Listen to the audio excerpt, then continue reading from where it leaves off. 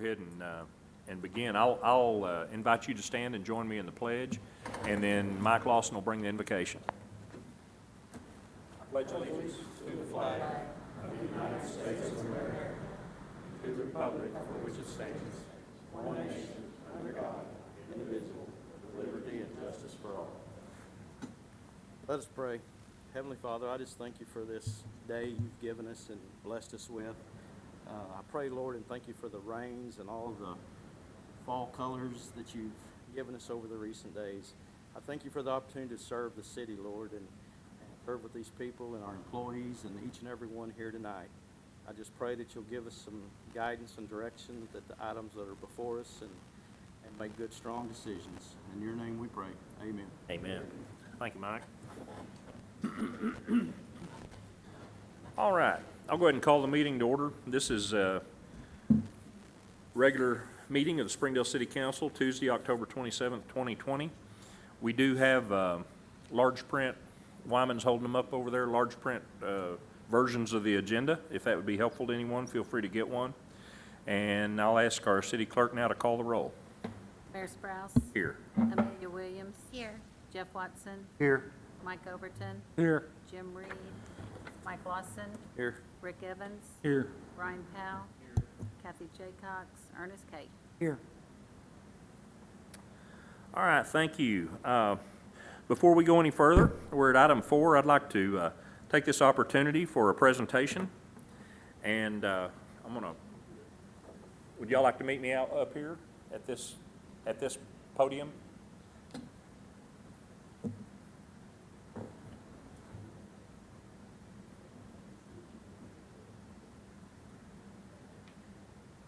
How about right here?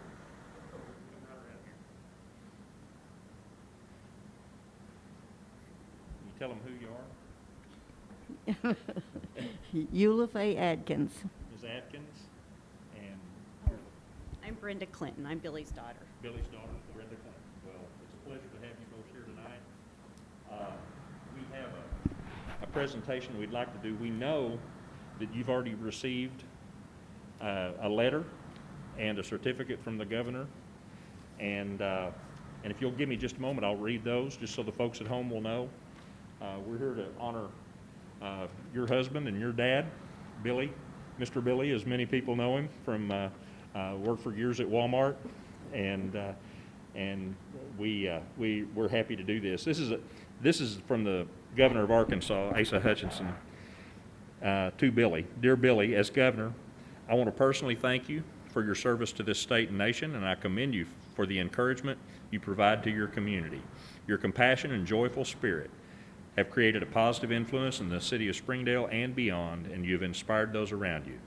Because of Arkansans such as yourself, our state is a more welcoming place. Thank you again for your dedication and service, and may God bless you. And I know y'all have the original copy of that. This is a certificate from the state of Arkansas in grateful recognition of service in the Armed Forces of the United States of America, presented to Billy Adkins in Springdale, Arkansas, and that's also signed by the governor.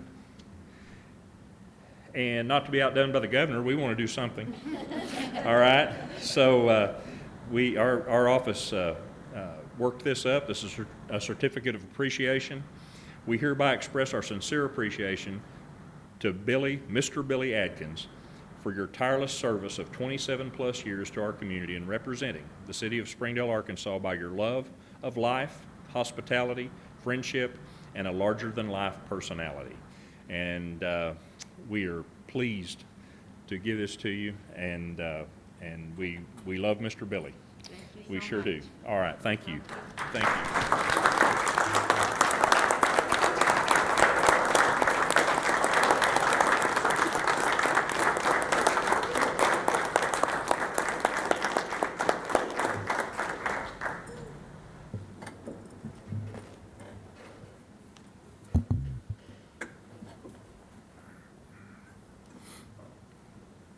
All right. Okay, we are at item 5 on our agenda. That's the portion of each meeting that the council sets aside to hear comments from our citizens. The council will hear brief comments from our citizens present at the meeting during this period on issues not on tonight's agenda. Please please keep your comments brief. We ask that you go to the microphone, clearly state your name and address, and understand the council will not take action tonight on anything that you bring forward. So, is there anyone that would like to address the council concerning an item that is not already on tonight's agenda? Got one. Yes. Hi. I didn't see you walk in, Sheila. Come right up here to the, It's okay. there you go. I can take my mask down okay here? All right. You sure can. My name is Sheila Purcell, and I'm a resident of 12 Cumbrian Drive in Bella Vista. But I'm the director for the Northwest Arkansas Respect Life. And in February of 2019, a law was passed here in Arkansas called the Safe Haven Law. And what it does is we've all heard the horror stories of newborn babies found in the bottom of dumpsters and trash chutes and riverbeds. And what the Safe Haven Law does is that it allows a girl in a crisis situation to place a newborn, must be less than 30 days old, at a fire station, a police station, a hospital, no questions asked, no litigation. She's totally safe, and the baby is turned over. This is run through the Arkansas Department of Health and Human Services. Well, the law has met with some success in some babies being rescued in this manner, but it was discovered that a lot of girls still want to remain anonymous. They don't want to go to a hospital or to a police station. So the Safe Haven Baby Box was developed. And this is where a girl can, it's the very same principle, but she places her newborn in a box totally anonymous. It's usually, they're all located in fire stations. Well, we contacted Mayor Sprouse and the Safe Haven Baby Box Corporation to see if Springdale would like to be a location for this Safe Haven box. And it was warmly received. We had I thought, a great meeting in June. It was Mayor Sprouse and Councilman Colby Fulfer, Chief Irwin of the Fire Chief of Springdale, Chief Ford, the Fire Chief of Benton, where there's currently a Safe Haven Baby Box. And in the absence of Ernest Kate, he was on vacation. Taylor Sampler came, and then the CEO for the Safe Haven Baby Box was there, and myself. As you can imagine, it was quite a meeting to coordinate, but we got it done, and it was a very positive meeting. It still needed to be reviewed by the city attorney, Mr. Kate, and just between, I know there's been so much going on, a little minor thing called COVID, and possibly, maybe protests with Black Lives and the businesses and schools and all that's, in addition to your normal responsibilities. I know there's been a lot going on, but I just wanted to make a comment here to hopefully that this will move forward. I have not, it takes about $15,000 to get it going, to purchase the box and the alarm system and all that to get it going. I have not solicited a dime, and yet people have heard about what's been going on, and we have collected $15,000 and more. I mean, the money is there. There's tremendous support amongst the constituents. This is not a pro-life issue. It's not a political issue. It's not even like religious. It's just common decency, being able to provide an anonymous source for help for these girls that can't take care of their baby, and they just turn it over. So I'm hoping that the council will soon discuss this. A contract from the Safe Haven Baby Box has been sent to Ernest Kate. There was some little negotiations and wordings that went back and forth. I believe it's been approved. We haven't heard otherwise, but anyways, I'm just wanting to bring this up, and hopefully it'll get a resolution. So. All right. Thank you, Okay, Sheila. thank you. And if the council has any questions, what I would like to do is, and you're right, we've had, and then now we're entering budget time as soon as this election is over, and everything was kind of up in there until the election is over. And, but you are right in that, I think y'all answered all our questions. I think, I don't want to speak for the chief. He'll have an opportunity to speak to it when we discuss it further, but I really appreciated the chief from Benton being here, and it's been a good experience for Benton from all his accounts. But what I'd like to do is maybe put this on an agenda at committee, because I think you'll have a lot of questions that I think we'll be able to answer about possible concerns, or, you know, just questions if you don't know how this is done, and because I'd like to have the council on board with it. Sure, of course. And certainly make sure our fire chief, and I think there was some question about where it might go and some things like that. But would you be open to coming back Of for course. a committee meeting? I know you will. I will. But give us at least a couple of weeks. We'll meet in committee next Monday, and then we'll meet again 2 weeks after that. That's, okay, that And sounds. we'll get back with you, Sheila, either Colby or myself will get back with you, and we'll find a Monday night that's good for you. And maybe we could bring, I'm sorry, I've forgotten the exact. Monica Kelsey? Yes. We Yes. could bring her back via Zoom if we need to, or, All right. you know, to answer questions in a committee setting. That's great. Okay. These, just so that you know, these baby boxes are all over the country right now, and just since last year, there's been 84 babies that have been saved this way. There's been one in Benton. That little boy was adopted in 4 days. There's so many people that want to adopt a child, so we know that there's definitely the need there, and we know that Springdale will be the first place to be a safe haven for these children. So thank you so much for the time. Thank you, Sheila. Okay. We'll be getting back with you soon. Thank you. Anyone else? All right. We'll move on to item 6, and I saw Scott. There's Scott Edmondson with the Springdale Chamber is going to bring the quarterly economic development report. Thank you, Mayor Sprouse. It's been a busy quarter for us. You'll see that the first heading under our projects, that we recently assisted the Springdale Public Facilities Board in a sale of 5 acres on Turnbow Avenue to one of our existing companies for future expansion. And we're also working with 3 other companies right now on trying to help locate sites for them. That involves about 22 acres. So we'll know more in the next month or so to see if those are going to come to fruition. And we have a couple of existing manufacturers that are looking at possible expansion. So we're working with them on some possible AEDC funding. Our new job numbers, I took back to April once the shutdown occurred, but since that time we're up 2,451 jobs since April. So things are working their way back up. Our unemployment data, Springdale for August, that's the last numbers that we received. Our unemployment rate was 5.8%. There were only 4 cities across the state that were under 6%.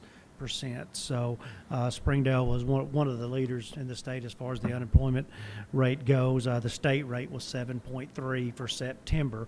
We don't have the individual city rates for September yet, but the state rate was 7.3. Our sales tax continued to remain strong. The October numbers, which were just received, was over 1.4 million for the month of October, which represented 4.4% increase over October of 2019. And year to date, January through October, the city's up almost 8.6 or almost 8.7% over January to October of 19. So our sales tax numbers are staying strong. Right. Throughout 2020. On our business retention and expansion visit, we're still working with our local companies, and we're doing everything from providing guidance on AEDC funding. We still have questions or helping companies try to negotiate and navigate through the paycheck protection programs. And then there's a new program coming through the state that was a business interruption grants. The state has set aside $50 million for businesses that are in the service, tourism, hospitality industry. So we've trying to provide assistance to companies that need guidance through that application process. We appreciate those who could make it to our recent chicken peeling politicking event where Governor Hutchinson was there. We had over 450 people approximately at the event. On our ongoing construction, the Center for Children's Health and Wellness, that's the facility that's going in. The construction's going on next door to Arkansas Children's Hospital, and Arkansas Children's Hospital has announced that they will be leasing the 5th floor of that building and moving their clinics next door. So that will allow them to do some expansion, expand their examination rooms. Construction of that complex is scheduled to be completed next summer of 2021. We recently held a groundbreaking for the new Williams Tractor facility, which is located South 48th Street, south of Don Tyson Parkway. It overlooks the interstate.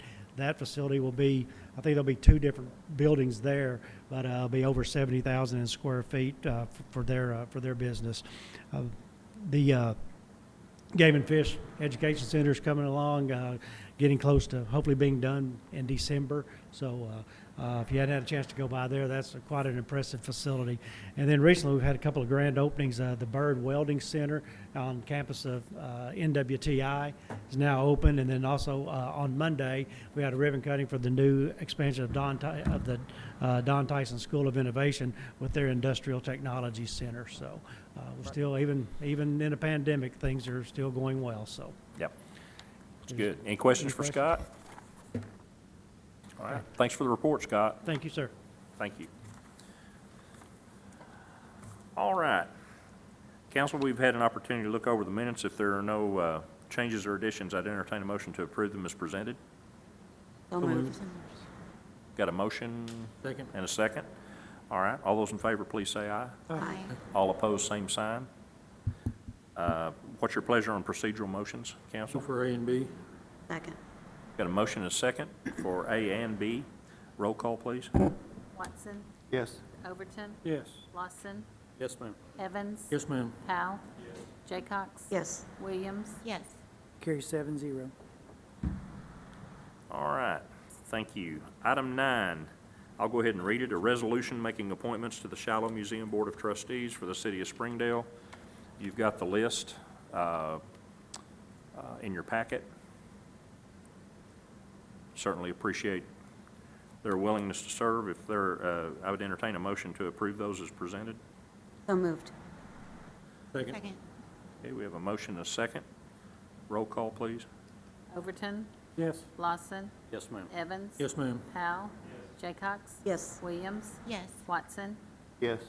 Carry 7-0. Sorry, Alan, I didn't look up. I would have given you an opportunity to say something. You should have butt in or something. I figured there was something you might want to say after I saw you up there. Well, again, pass along our appreciation, Alan. All right, thank you. All right, and we're at item 10, Planning Commission Report and Recommendations by Patsy Christie, Director of Planning and Community Development. And if you haven't noticed, we had a busy Planning Commission meeting first of the month. Patsy?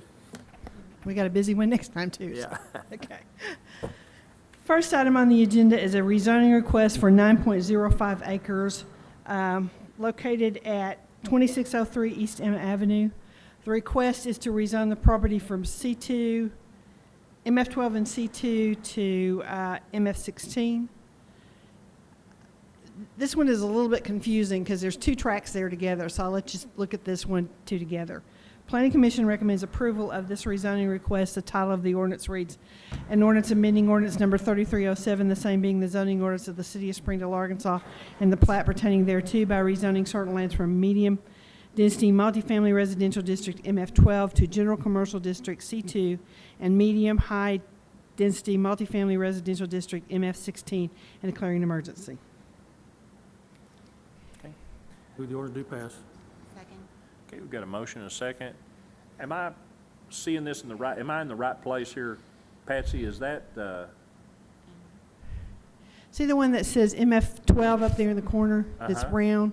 That's the one, this rezoning request is to rezone that piece. And the next one, let me go to this one and you can kind of see them all together.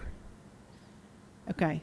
The first one we just did is the one that has the C2 and the MF12 going to MF16. And the next one we will look at will be the MF12 C2 going to MF16. Is that where Ford Avenue's coming through? Am I in the Ford right- Avenue comes up just to the south of this, it cuts across the bottom of this piece of Just to property. the south, okay. Right, yeah. Okay. It provides a second access point to this piece of property that they didn't have before, which was kind of an issue in trying to develop this property. Because to meet the fire code, they need 2 access points. Okay. We do have a motion and a second. Any other comments or questions? I have one, excuse me. I've asked before, Mayor, about the road we're putting in, the access, well, it's from down Ford Avenue over to Butterfield Coach. Okay, about a light, with this kind of development coming in, are we still talking about at least putting the infrastructure in there in case the traffic counts? Because they're going to start to build up pretty heavily there. I asked them to look at it. It's going to depend on where the traffic box goes, whether it needs to go in there or not. But they'll bore it or they'll put it in there. That's But- kind of what I was yeah. asking, in But, anticipation of. but I think you're right. I think we can see that we're going to need a light sooner rather than later on this, once it, That's my only question. yeah, yeah. And Brad, let's make sure we're doing everything we can ahead of time that makes sense, while Ford is still open. It's not, they haven't done it, there doesn't even paving on that yet, and probably looks like it's a ways off yet. So let's make sure if we need to get something in, for a future traffic signal, that we can go ahead and do that rather than having to bore that later. And we can ask for traffic count information when we get large scales. Right now, we're just rezoning the property. We do not have a large-scale development plan yet, but could be one of the things, potential traffic impact on that area when we get those. That note, we've had that note for quite some time, but I'm going to ask a question I'm sure we can't answer right now, too. And Brad, I know you or Patsy, either one can get us this, but the distance between where Ford Avenue comes into Butterfield Coach and the light at Parsons Road, and then the light to the north at Emma. Just want to make. I'm not just real good curious at about the judging distance, but it's about halfway between those two. Yeah, that's Yeah. what it looks. Yeah, Okay. yeah. All right. It's a blind corner where this comes out right there. Where And is it's- Ford coming across? Well, You know where that apartment complex is, Jeff? What is it called? see that little property that's right out there at the corner? Brad, doesn't it go to the north of that? It'll go across, straight across, Mayor, where your pin is over and miss that corner piece of property, I think. Okay. I don't think this has a pointer on it. I think it comes in right up here somewhere. It does, I don't know how to use it. On down a little lower. Is it an angle or is it due east? It'll be an angle. It'll be sort of angled it'll be sort of coming from the West toward the south. southeast to northwest, or southwest to northeast. Oh, but there's some sort of subdivision or something there. Is So it's missing that. So it's going north of that, Uh-huh. traveling east. Yeah, northeast, probably. It kind of lines up where that road on the other side comes down and ties into Butterfield Coach. It's where the entrance lines in at that location. Any other questions? What does it cut that piece of property that we're rezoning, cut it in two? They already know that. And that allows him to put development on both sides of the street. Right. And have 2 access points. Okay. Right, Denise? Lawson, Yes, ma'am. Evans. Yes, ma'am. Powell. Jaycox. Yes. Williams. Yes. Watson, Yes. Overton, Yes. Move the emergency clause be adopted. Second. Evans, Yes, ma'am. Powell. Jaycox. Yes. Williams. Yes. Watson. Overton. Yes. Lawson, Yes, ma'am. Both the ordinance emergency clause carry 7-0. And as usual, the emergency clauses are in existence because there's pending development to move forward with these projects. And as we just talked about, the next rezoning request is that 13.46 acres that's shown on there as red as C2, and the request is to rezone it from C2 to MF16. Planning Commission reviewed this request and recommends approval. Title of the ordinance reads an ordinance amending ordinance number 3307, the same being the zoning ordinance of the city of Springdale, Arkansas, the plat pertaining thereto, by rezoning certain lands from general commercial district C2 to medium high-density multifamily residential district MF16 and declaring an emergency. Move the ordinance do pass. Second. Okay, any other questions on this one? We have a motion and a second. Anyone in the room? Okay, Denise? Powell. Jay Cox. Yes. Williams. Yes. Watson. Yes.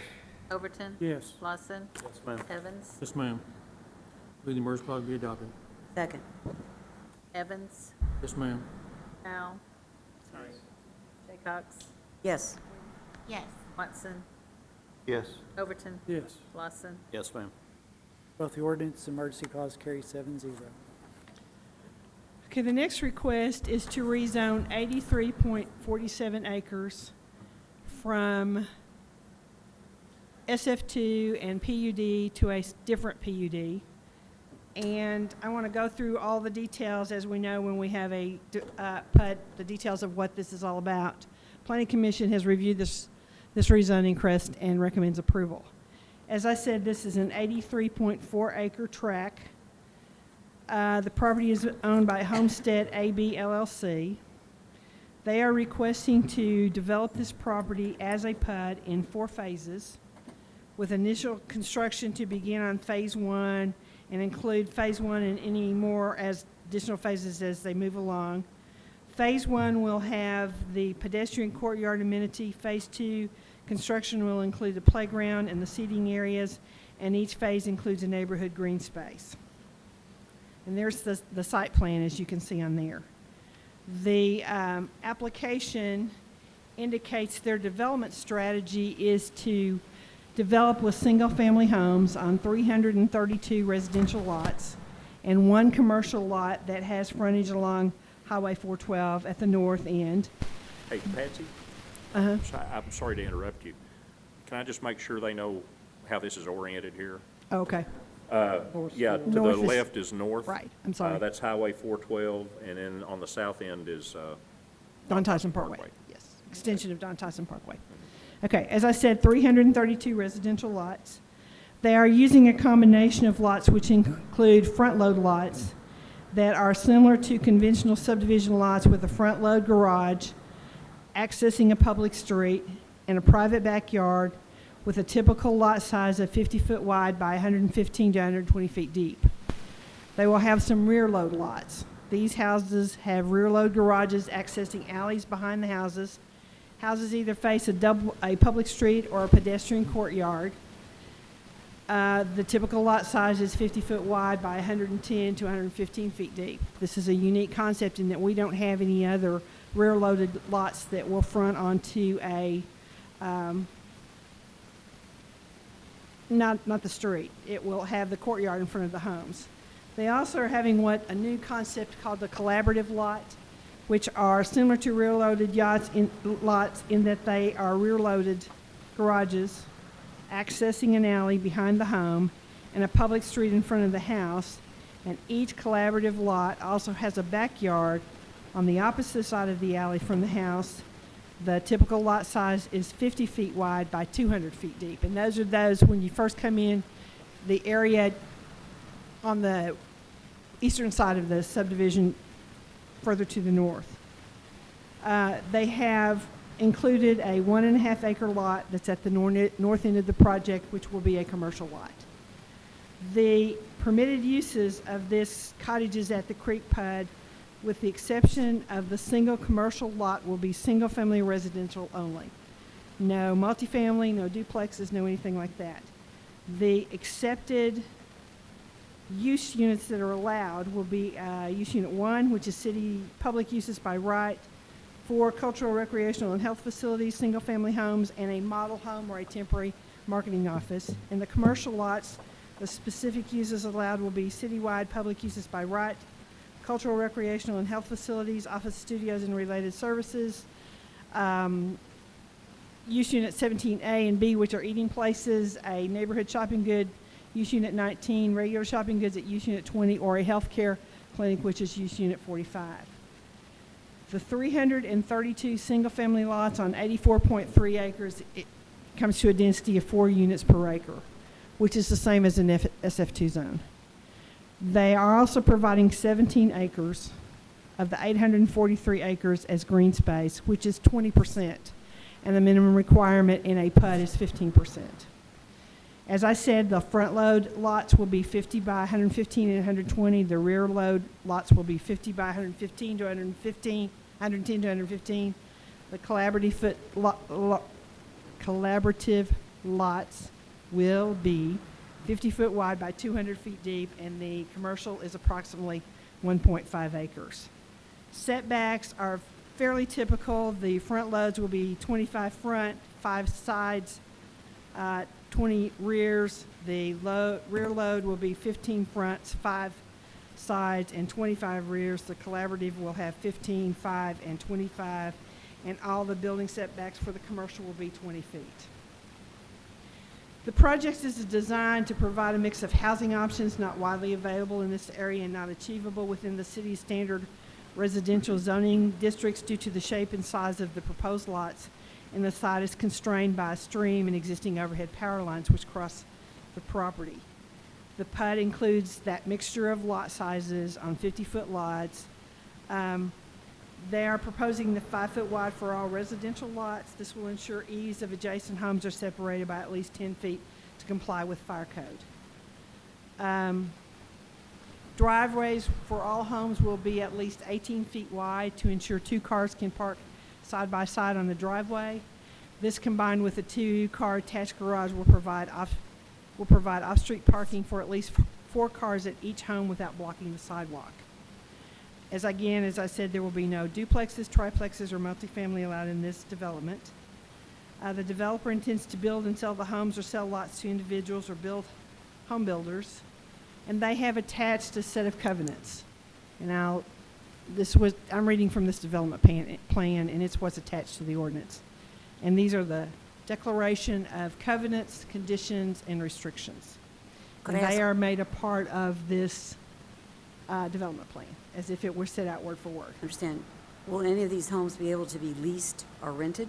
Let me go through the rest of that, and then we'll Okay, come back to that. okay, then I'll ask my questions. Okay.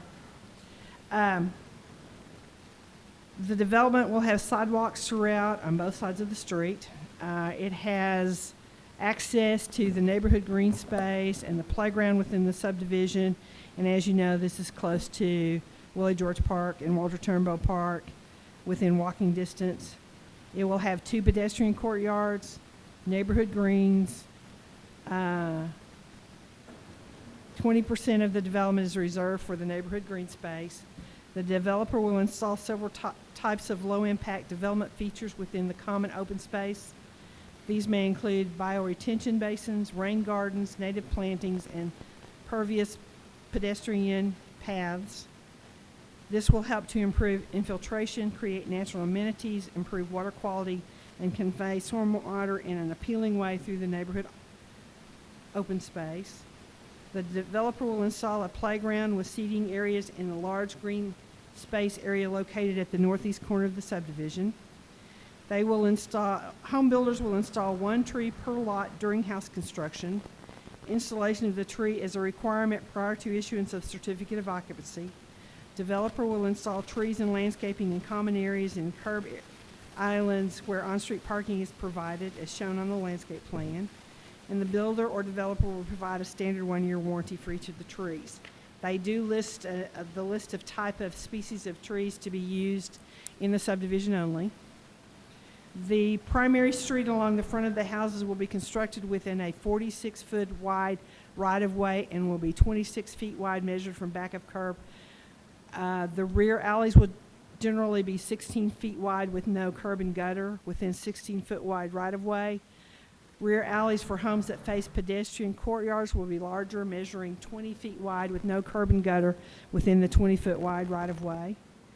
The developer will dedicate 50 feet of right-of-way along the south edge of the subdivision for Don Tyson Parkway and construct street improvements for the north half of Don Tyson Parkway. Slow down and repeat what you just said about Don Tyson Parkway. They will dedicate the 50 feet of right-of-way along the south side of the subdivision for Don Tyson Parkway and construct street improvements for the north half of Don Tyson Parkway. Now, if you'll know, the PUD on the other side built the south half of it, and there's a little bit of gap in the two. There's a gap between where this one starts and where we get to the improvements, and we have met with the mayor and Brad to work up a way to make that connection so that meets fire code, and Don Tyson Parkway would be extended. We'll have a short street improvement from the roundabout at Haberton to the beginning of this development. And we're working on prices for that, but we probably will do that as a street bond project, but it should be a fairly small project. The extension to the PUD that's there now was included in the bond program in 2012 and was taken out Right. at that time, and the completeness of Don Tyson Parkway wasn't done then, with the idea that the city would pick it up when further development occurred in that area. Right. There will be no parking allowed along the alleyways at any time. Overnight parking is prohibited on all streets within the development, with the exception of designated parking areas and for special events or holidays. All streets, including alleys, are proposed to be dedicated to the city of Springdale as public streets within dedicated right-of-way. They will have 2 monument signs for the subdivision, one located on the west of the western Don Tyson Street access point, and the other one will be located at the entrance near the south end of the commercial lots. Signs will be constructed of stone or brick with cedar accents. It's not anticipated that this development will strain public services or infrastructure in the area. They'll be doing all the upgrades that needed to be done. And the covenants and restrictions themselves, they are made, as I said, a part of the development plan itself. They are creating a property owners association, and the covenant document sets up how membership of the property owners association will be. They will have one class of membership for purposes of voting. Owners shall be entitled to 1 vote for each lot owned by the owner. The declarant, which is the developer, shall have 4 votes per lot on all matters until 99% of the lots have been conveyed to other owners, and that at that time, 1 vote per lot still remains. They have established a way to elect the board of directors, how they will set up a quorum. They have to adopt bylaws, and it will look at things as how if property can be added to the subdivision, the process to go through there. They have set up an assessment fee structure as part of this POA. Each owner, by the acceptance of a deed thereof, whether or not it shall be so expressed in such deed covenants, and agrees to pay the association a one-time initial assessment upon receiving a deed for a lot, to supplement regular assessments for maintenance, tax, and insurance on common properties and other association expenses. Regular assessments or charges for maintenance, taxes, and insurance on common properties as herein set forth and established by the association. Special assessments for capital or other improvements or acquisitions, which assessments are to be established and collected as hereinafter provided. Special individual assessments which might be levied against individual lot owners to reimburse the association for extra costs for maintenance and repairs caused by the willful or neglect acts of the individual owner, his family, guests, or invitees, and not caused by ordinary wear and tear. Individual assessments and fines levied against individual lot owners for violation of rules and regulations pertaining to the association and/or common properties. The POA will have that. They have established the purpose of those assessments that are levied by the board on behalf of the association shall be used to enhance the natural environment, appearance, and beauty of the subdivision, promote the health, recreation, safety, and general welfare of the residents, and maintenance, repair, and improvements of the common property. It indicates how these assessments will be deposited and taken care of. The initial assessment is set at $150 for anyone who purchases a lot. The initial annual assessment is set at $160, and the board can give notice to all members in advance of the date of the regular meeting when they want to make a change to that. Special assessments are available, as we just discussed, and there's a procedure for how to go through that. The effect of non-payment, they can actually put liens on properties to collect those assessments. And then it goes on to talk about the duties and the powers of the association, and if you want me to read you all that stuff, I can, but I'm not going to go through that part. Each of the residential lots can only have one single-family dwelling, and customary and usual necessary structures may be constructed on each lot as may be permitted by the city. No buildings or structure intended for or adopted to business purposes shall be erected, placed, permitted, or maintained on any lot. The covenant shall be construed as prohibiting the engaging or practice of any commerce, industry, business, trade, or profession within the subdivision and/or within any lot. They are creating an architectural control committee and requiring submission of 2 sets of building and site improvement plans for anything that's being built on there. And the committee would have to approve it before it's submitted to the city. Their architectural requirements is no building shall be located closer to the street than the minimum building or setback lines shown on the recorded plat, and the exterior finished material on all lots shall be 100% masonry material up to the second floor plate. Any additions to the existing structures, as I said, have to go through the Architectural Control Committee. They have to have prior approval before they start construction. Each lot is designed to drain through the proper drainage system, and no one is allowed to put fences or other obstructions on any of those storm and surface water areas across the lot. There are no carports are allowed on the side, rear, or front yards of any lots. Each garage shall be fully enclosed and contain a full-length overhead-style door. All garage doors are to be kept closed when not entering or exiting the garage. Any detached structure contemplated for construction, as I said, has to go through the review committee. Temporary structures, no trailer, mobile home, tent, construction shack, or other building shall be erected on any lot except for temporary use by construction contractors for a reasonable period of time. Fences shall be 6-foot privacy fence with vertical boards, not horizontal, and no chain link fences, wire, hog wire, or other similar materials. Prior to installation, the fence design and name of the installer must be approved by the Architectural Review Committee. They will review and approve mailboxes, but they're looking at an alternative site to having community mailboxes instead of individual mailboxes on each lot. No signs are allowed in the subdivision except for professional signs advertising the property for sale, resale, or rent, or signs used by builders or agents to advertise the property during the construction. In no event shall any such sign stand more than 7 feet above ground, nor be more than 5 square feet in size, nor be lighted at night. All vehicles parked in front of the front building line must be parked on the driveway. No inoperative vehicles on any nature shall be permitted to remain on any lot or lots for a period of excess of 1 day. Except on special occasions such as holidays or events at the owner's residence, that all parking shall be in driveways and not on a street or on any yard.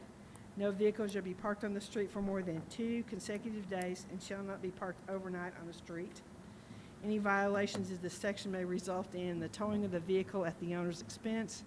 No vehicle maintenance shall be performed on the street or in the front yard or in parking pads of any lot. They are requiring the lots to be kept in a clean and sanitary condition. All open areas on lots shall be kept mowed to a height of not more than 6 inches. No playgrounds, swings, trampolines, swimming pools, picnic tables, or other similar equipment is allowed in the front yards. The board and committee may promulgate rules and regulations regarding the maintenance of lots and adequate enforcement mechanisms in the event a lot is not being properly maintained. If they fail to maintain the landscaping of the grounds, the association may, after giving a 15 days notice, go in and do the work and assess the owner and put a lien on the property for any expense of cleanup or maintenance. Recreational vehicles, boats, trailers, recreational vehicles, and vehicles used for recreational purposes are allowed in the no boat, trailer, recreation vehicles, and vehicles used for recreational purposes are allowed in the subdivision unless they are fit entirely into a private garage. Construction materials can only be stored on the lot for 30 days. Construction is to be completed within a reasonable period of time. Dumping is prohibited in the subdivision, and they will have a model home and construction facilities where the garage of the model home may be used for a sales office. One trailer or temporary building may be located on a residential lot by the declaring the use of the construction office until the subdivision reads 100% occupancy. They have a list of nuisances, what's considered to be nuisances, and regulations. And that's about it. Okay, back to the rental question. And Hunter, you might want to address this. These are to be owner occupied. I can't hear you, Patsy. Okay. These are to be owner occupied structures. That is correct. There's actually a section. Yeah, and I didn't catch it when I went through. 903, okay. Let me go back, catch that one. I knew there was one.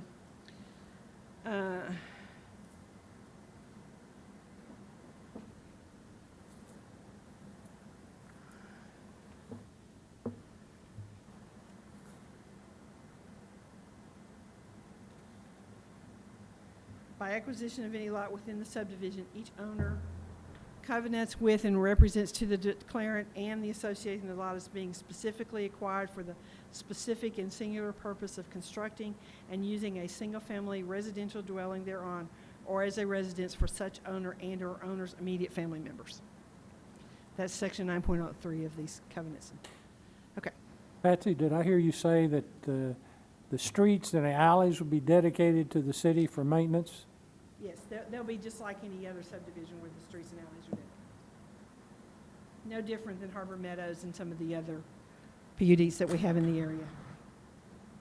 What is this document we're looking at on the screen? Covenants. That are made a portion of the development plan itself. You get a development plan that has all the highlights of everything I just read, plus this covenants that has. Okay, stop right there. That first page that you This one. had it on, not that one, the other one. This one. Who is Greystone Investments? They're the developer of the property. There's the owner. And developer. Owner developer. Yes. Owner and developer. What? Owner and developer. Okay, so why is the petition that we're looking at, Because that's the owner of the property Currently, as of the record of when we Okay. submitted this PUD. well, who are we granting the PUD to? The owner of the property currently owns it? Well, So, Come on with the mic, Hunter. You got it. Yes, sir. We're in the process of acquiring the property. so I don't know how that works, Patsy. It's- Who do we turn to if we've granted the PUD to the owner that's getting ready to sell it? once it is transferred from the applicant we have today, all of this transfers with it to the new owner. runs with the land once it's Runs sold. with the land. If they sell it 2 or 3 more times, it's the same thing. Instead of having to go back to change all the documents in the covenants and stuff, they use the developer, so we don't have to go back and change those again. Okay, and But so, that's what we do a PUD for. It stays with the land. Whoever owns it, it transfers every time it goes to somebody new. okay, so the second question was, this property, 83 acres, is partially SF2 and partially already a PUD. Right. We This was approved, Phil Phillips's property that Yes. we went through this whole process on, put a lot of restrictions on him Yeah. some years ago. he never did do anything with it. I understand, but part of it's a PUD. Right. So why does it not say that in the ordinance? That PUD should be incorporated into this PUD, should it not? Well, this one will supersede that one in that they have a whole new different scheme of the type of housing and the layout than what we approved previously. So the ordinance says we're rezoning from SF2. And PUD. Nope, it doesn't say that. Okay. I thought it did. Yes, it does, Jeff. Okay. The Tell me last where. line. Where? It does say that in the ordinance that we've got on our agenda. At the very end. From to, it doesn't Yes. say from PUD. Well, okay. It's already part PUD. Well, that's why I'm You- asking. It's You would need to already rezone part. it again, so. But how do we do that switch from one PUD to the other? I guess is what I'm asking. When this ordinance is adopted, the declarations and this development will become the PUD requirements, and it covers the entire piece of property, not just the portion that was PUD before. So that's Ernest? all we have to, that's the only way we have to word it then, Ernest? I think it would be cleaner to say from SF2 and PUD to PUD. Okay, we can add that. Okay. That's true. And I'm sorry to keep. talking. From medium, low, medium density, single-family residential district SF2 and plan unit development PUD to plan unit development PUD. Okay, I can change that. Can you go very back to the picture of the development itself? Can you get to that, Patsy? easily. Maybe. There. Okay, there you go. Yeah. Okay, so what is the access to Don Tyson? See that driveway that comes the. Right there in the middle on the Yes. south side? Yes, that will be the access to Don Tyson, and the other access is all the way out to 412. But one access off of Don Tyson. One access off of Don And they're Tyson. proposing improvements the entire length of the south, Because they're required to improve to master street plan standards the entire width of that piece of property. They're dedicating the right-of-way and that kind of stuff. and where are the power lines? Oh, they have two accesses on Don Tyson. There's one just to the west of that. So there's two See accesses where the one in the to middle Don and then Tyson. the one on the other one. Okay. Yep. Where's the power lines? See that easement that runs diagonally across through there where the floodplain is and starts at the, Okay. It That's the- runs along the floodplain? right. Okay. And is there a bridge across the floodplain? You're not actually crossing the floodplain with any street. The street crosses underneath the power line easement, right? Is there a bridge There there is a drainage, there is a drainage way that goes underneath the road? underneath that road, the singular crossing that we have. It won't be a bridge, but it'll be some sort of drainage. Standard. So I assume we're going to be responsible for that as well from now on, Well, yeah, because it's a public street. okay? Yeah. All right. It will be Just designed asking. to city You're standards. talking about the street. Well, the drainage as well. I think Jeff's talking about the drainage too. Well, the drainage that goes under the street, we take that with the street any other time we do that. Yeah. Box culvert? I have one quick And- question. I'm And sorry. then, final It's okay, Chuck. question. It's okay. Why would we want to approve a subdivision with only 50-foot wide lots? Well, we are gaining a lot of open space. We are getting a mixture of housing. It is providing I'm sorry to interrupt. What do you mean we're getting a mixture? You mean mixture for citywide? Because it's definitely not a mixture within that oh, subdivision. yeah, it is. We have rear-loaded They're all houses. 50 foot We wide, though. have, well, we have different kinds of housing that some will be rear-loaded garages, some will be standard, some will open up into a courtyard, some will open up into an alleyway. I mean, it is a mixture. That's what we do with PUDs all the time. It gives the developer the opportunity to make But smaller every lots, but we lot is gain. 50 foot wide though, right? Correct, And every lot has a 5-foot side setback. correct, right. Awful close. Well, Is this similar to the cottages? it's similar, some of them are similar to the cottages in Harbor. Yeah. What we work to try and do here is, So go ahead and get up that microphone, Hunter. yes, sir. Thank you. I apologize. You can lift it up. What we tried to work here is work off of the topography, work off the power lines, work off of what was existing and transitioning through the property. We've asked for 50 feet. This is what makes the most sense, and it is. It's different, but it's the same across the board. And what we're working to do is, it's not the same. There is a piece of this that is exactly the same thing that is a traditional format subdivision because there's a demand for that. That's not what this subdivision is. The mixture that Ms. Patsy, I think, was alluding to is where those homes that have the rear loads, it's no different than the trail system that we've all seen so successful. It's the new front yard. It's those homes where I am asking for that density, but it's providing them how they orientate to that. And it does provide a unique mixture. And it seems all the same. I can assure you it's not. It's not. And Ms. Planning worked very diligently to make that. So the new subdivision out there by Shaw Park, the cottages at the park, doesn't it align up similar to? It has some of the same kind of elements, yes. Yes, it does. Uh-huh. Yeah.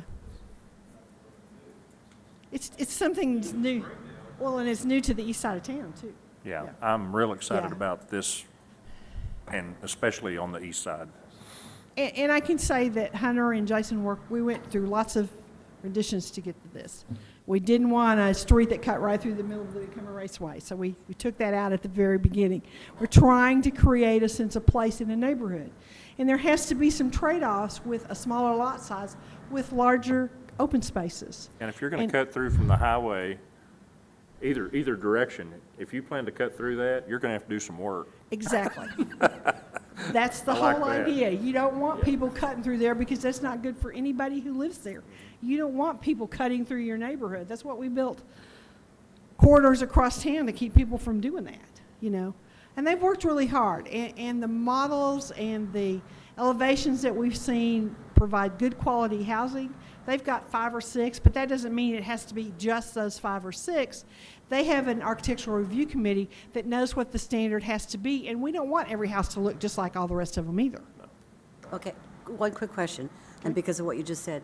In your documents, you refer to it as an architectural control committee, and then later on, it's an architectural review committee. No, Which- that's my terminology, not theirs. Okay, It says architectural control committee all the way through. Okay. And I'm not used to saying architectural control, because usually it's architectural review. I just wanted, So I've because used to me, it it's a interchangeably. different term, and I wanted to know No. what the difference was. That's why I was It's asking. the same all the way through. That Okay. one's my fault. Okay, Because when I get in a hurry reading, I know what it, Okay, all what right, it was before, okay. and that's what it's in there. I'm good then. Thank you. No, I checked all that stuff. They'll tell you.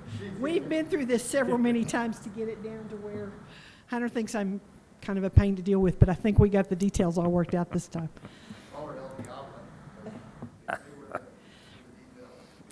Does work. I've got a couple more questions. What is the screening that's going to be along Don Tyson on the south? The screening along Don Tyson? Aren't they, isn't there lots that back up to Don Tyson? They will face onto Don Tyson, and they will have an alley. Oh, they're gonna to face railroad onto us, Don and Tyson? They will face Don Tyson and the sidewalk that's there.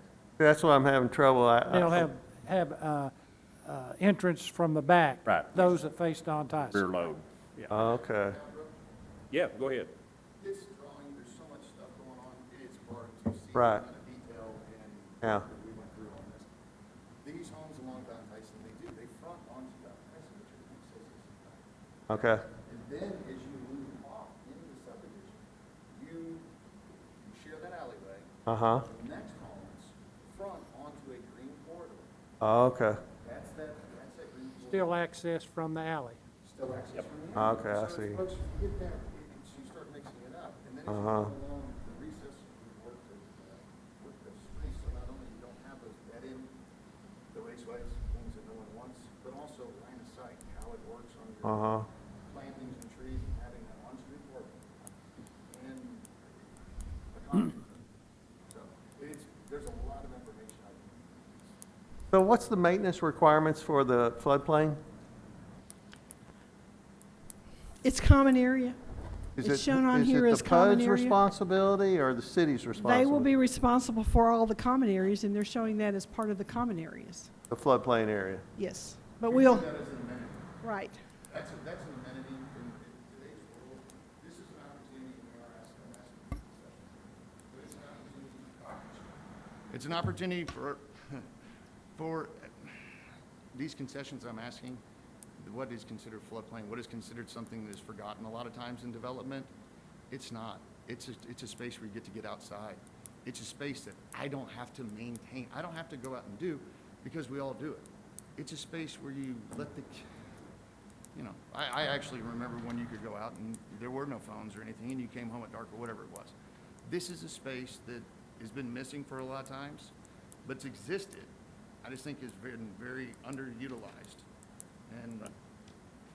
And they're proposing low-impact development ideas to make that a usable area for the residents there, so it's something that's usable, it's not just an ugly drainage area through there too. And the bottom line is, if there's a problem with the floodplain area, it has to be taken care of by the PUD anyway, not by the city. Right. And what if? Because what it's if just they- going to affect the PUD houses. What if they don't? Well, we have this contract in zoning between the city and this developer or whoever owns it at the time, and it becomes a legal issue that Ernest has to take care of. We We made sure that funded Yeah. And they do have ways to collect money for people who aren't taking care of it, so that the association can go in and take care of it and put liens on each of the lots if they have to do some of that. The same kind of things that we do, it's just they're giving it to their association to take care of it too. You know, Harbor Meadows has the big ponds and all that. We don't take care of those and the areas around those either. So, same kind of thing. Well, if It's a there good aren't- development for Springdale. You'll be quiet. I'll make a motion that the ordinance be adopted. Okay. Okay, we have a motion and a second. Other questions or comments? Anybody in the room? All right, Denise? Williams? Yes. Watson? Yes. Overton? Yes. Lawson? Yes, ma'am. Evans? Yes, ma'am. Powell? Jaycox? Yes. With the emergency clause be adopted. Second. Watson? Yes. Overton? Yes. Lawson? Yes, ma'am. Evans? Yes, ma'am. Powell? Jaycox? Yes. Williams? Yes. Both the ordinance emergency clause carry 7-0. All right. Thank you. When will we see dirt turning, Hunter? What, no, he's got to get plans approved first. Okay. Get a grading There's a permit. whole Don't- other process Don't, we have to go don't tell him he Okay. can start tomorrow. We're not quite ready yet. Good Okay? deal. All right. Thank you. Thank you. Okay, Patsy. The next item is to rezone a 1 acre at 1708 Lowell Road. The request is to rezone the property from C2 to low medium density residential SF2. The Planning Commission reviewed this request and recommends approval. The title of the ordinance reads an ordinance amending ordinance number 3307, the same being the zoning ordinance of the City of Springdale, Arkansas, the plat pertaining thereto, by rezoning certain lands from General Commercial District C2 to low medium density single-family residential district SF2 and declaring an emergency. Do we have a map of that, Patsy? Oh, I'm sorry. Sure. I'm in charge of moving. Chief used to always take care of that, and now we don't have. Move the orders do pass. There we go. Second. Okay, we have a motion and a second. Any further comments or questions? Anyone? Yes. But it's zone C2. It got rezoned to C2 with the entire, and now it's part of a settlement, and Ann's moving back. It was part of her home place, and it's being rezoned back. All right. Anything else? Okay, Denise? Yes. Sorry. Lawson? Yes, ma'am. Evans? Yes, ma'am. Powell? Jaycox? Yes. Williams? Yes. Watson? Yes. With the emergency clause be adopted. Second. Lawson? Yes, ma'am. Evans? Yes, ma'am. Powell? Jaycox? Yes. Williams? Yes. Watson? Yes. Overton? Yes. Both the ordinance emergency clause carry 7-0. The next item is a request to rezone .41 acres located at 2901 and 2707 Chapman. The request is to rezone the property from A1 to General Commercial District C2. It's had a commercial use on it for many, many years. The title of the ordinance reads, an ordinance amending ordinance number 3307, the same being the zoning ordinance of the City of Springdale, Arkansas, and the plat pertaining thereto by rezoning certain lands from Agricultural District A1 to General Commercial District C2 and declaring an emergency. Move the ordinance pass. So what are the surrounding properties? I know that it's got the commercial flavor along that strip of Chapman, but what are the other The zones? property to the east of it is let me see. Haytech is over there. Yeah, it's got a commercial use there. There's a couple of houses to the west. There's another office in there, So none of them are commercial. This would be the first commercial? other than the O1, which is technically a commercial. Yeah, It's been like an office warehouse building for a long time. for a long time. And they've done a lot of work on Yep. fixing it up over there. Yep. Looks attractive. And, it's a different drawing than what's in our packet. Different Summary. how? Hmm? Different Two how? different addresses, and I think the drawing just shows one. Oh, it's those actually two properties were put together on one legal description. And that's actually what they're trying to rezone. We had to have that legal description checked, and that's really how it works out. And that, what's shaded on there is what they're trying to rezone. It's the area that's been used for commercial for quite some time. And they want to expand the building that faces onto Chapman onto the second track, and so it's got to be combined into one track. That's what and- prompted the rezoning request. Yes, that's what Yeah. prompted the rezoning, yes. Okay. How about a second? All right, we now have a motion and a second. Any further questions or comments? Anyone? Okay, Denise? Evans? Yes, ma'am. Powell? Jaycox? Yes. Williams? Watson? Yes. Overton? Yes. Lawson? Yes, ma'am. Move the emergency clause be adopted. Second. Powell? Jaycox? Yes. Williams? Watson? Yes. Overton? Yes. Lawson? Yes, ma'am. Evans? Yes, ma'am. Adopt the ordinance, emergency clause carries 7-0. The next request is to rezone 3.68 acres located at 693 and 777 White Road. The request is to rezone the property from General Commercial District C2 to Thoroughfare Commercial District C5. Planning Commission recommends approval. The title of the ordinance reads an ordinance amending ordinance number 3307, the same being the zoning ordinance of the City of Springdale, Arkansas, and the plat pertaining thereto, by rezoning certain lands from General Commercial District C2 to Thoroughfare Commercial District C5 and declaring an emergency. Is this because they got a drive-through window? Well, it's Or a C- because schools are not allowed in a C2 anymore, and it has to go to C5. It could have gone P1, but they want the ability to have an office of a different kind in there, so that's why they're That going to was the C5. question about, Yeah. okay. That's why C5. No, it didn't belong to them before. They leased it. They just leased it before. Yeah, no. It hasn't changed. It's going to C5 to allow the combination because they have another school that's looking to move into it. And then they have another office in it already, so. that's Move why. the ordinance be adopted. Second. Okay, we have a motion and a second. Any other questions or comments? Anyone? Okay.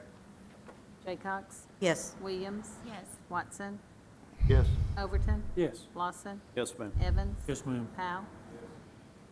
Move the emergency clause be adopted. Second. Watson? Yes. Overton? Yes. Lawson? Yes, ma'am. Evans? Yes, ma'am. Powell? Jaycox? Yes. Adopt the ordinance, emergency clause carries 7-0.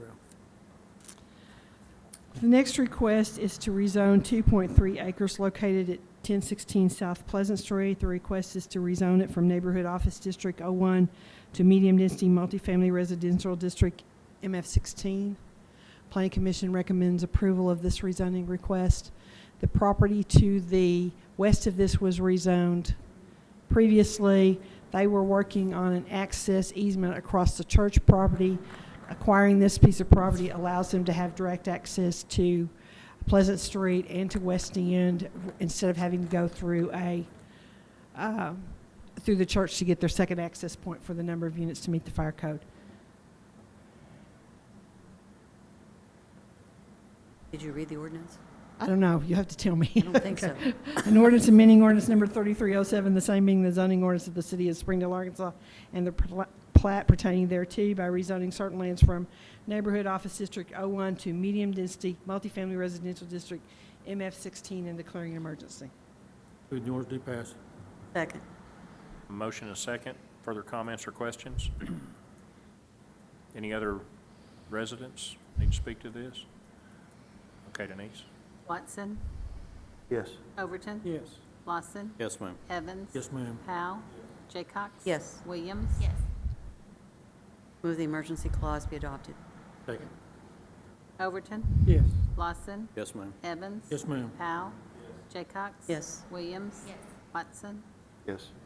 Adopt the ordinance, emergency clause carries 7-0. The next request is to rezone 9.66 acres from Neighborhood Office District 01 and Agricultural District A1 to Institutional District P1. The northern portion of this property was in Bethel Heights. It comes into the city as an A1. Instead of waiting until we did all the conversion, they went ahead and filed their rezoning request and rezoning it from A1 to P1. We do have an expansion of that residential care facility that would have crossed over into this before it came into Bethel Heights, and we would have gone through a long process of them selecting what city they wanted to be in, and this kind of simplified all that thing, and this could move forward. Planning Commission recommends approval of this rezoning request. The title of the ordinance reads an ordinance amending ordinance number 3307, the same being the zoning ordinance of the City of Springdale, Arkansas, and the plat pertaining thereto, by rezoning certain lands from Neighborhood Office District 01 and Agricultural District A1 to Institution District P1 and declaring an emergency. Is that Shiloh nursing facility? Yes. Yeah, that's Yeah. Shiloh. Move the ordinance pass. Second. Okay, we have a motion and a second. Further comments or questions? Anyone? Okay, Denise? Lawson, Yes, ma'am. Evans. Yes, ma'am. Powell, Jaycox. Yes. Williams. Yes. Watson, Yes. Overton, Yes. With the emergency clause be adopted. Second. Evans, Yes, ma'am. Powell, Jaycox. Yes. Williams. Yes. Watson, Yes. Overton, Yes. Lawson. Yes, ma'am. Both the ordinance emergency clause carry 7-0.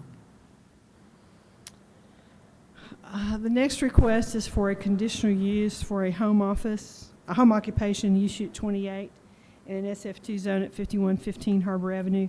Whoa, What? Whoa, whoa, Just whoa. skip one. Skip one. I skipped one. We're on We're I. in Lowell, Lowell Road. Lowell Road. Okay. Sorry, had them in the wrong order. This one is a conditional use for a mobile vending, use unit 44, at 19606 Lowell Road. Planning Commission reviewed this request and recommends approval of this conditional use with the following conditions. Parking area need to be dimensioned on the site plan, and refuge containers need to be identified on the site plan. May not operate between the hours of 10 p.m. and 7 a.m. If a health certificate is required, display the health certificate in a manner visible to customers. No obstruction of pedestrian or motor vehicle traffic flow.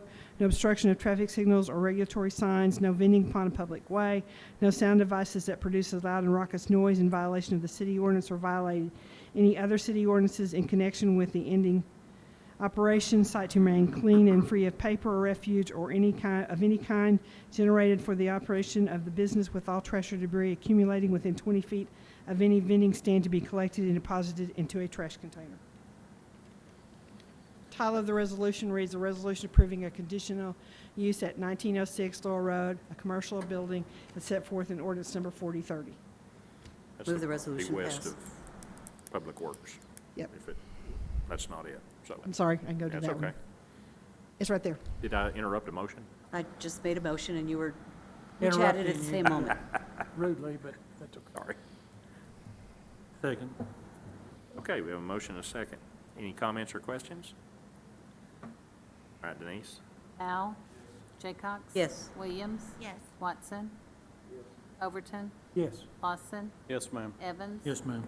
Carry 7-0.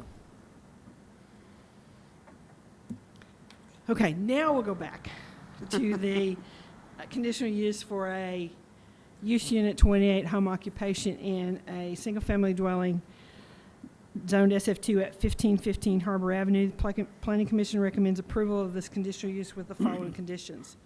No alteration of the outside appearance of the residential structure, provision of a separate outside entrance for the business area of the residential structure, no outside storage of materials required for the operation of the business, operated only by the resident members of the household and shall not have any employees, concessionaires, or any other form of operator or helper with whether such business is conducted on the premises or off the premises, requires the use of an area no greater than 30% of the total heated living space of the residential structure, generates no traffic, parking, and sewage or water use in excess of what is normal in the residential neighborhood, will not produce any fumes, odors, noise, or any other offensive effects that are not normal to residential activity, will not involve accessory buildings, stock and trade shall not exceed 10% of the floor area, will not require the construction of a duplicate kitchen or the addition to the existing kitchen, will not require cause of consumption on premises of any food products produced thereon, and will not provide medical treatment, therapeutic massage, or similar activities. Title of the resolution reads, a resolution approving a conditional use at 5115 Harbor Avenue, a single-family dwelling as set forth in ordinance number 4030. Move the resolution pass. Second. Okay, we have a motion and a second. Any comments or questions? I do. So is the residence right there where the number is? Yeah, it's about halfway Yeah, back. it's Is quite there a not ways. a drive to it? Well, I think it goes through that trees and you can't really see it, but I don't know if it's under some trees. I don't know either. Uh, It is kind of hard to see on that aerial. Is that important? Well, as long as they have paved parking in front of the house, the driveway itself doesn't have to Owners be, there. There you go. doesn't have to be paved all the way down. Actually, on the yellow line, that's the fence line, it's under a ton of trees right there, it's just The drive is? Yes. Okay. Thank Huh. you.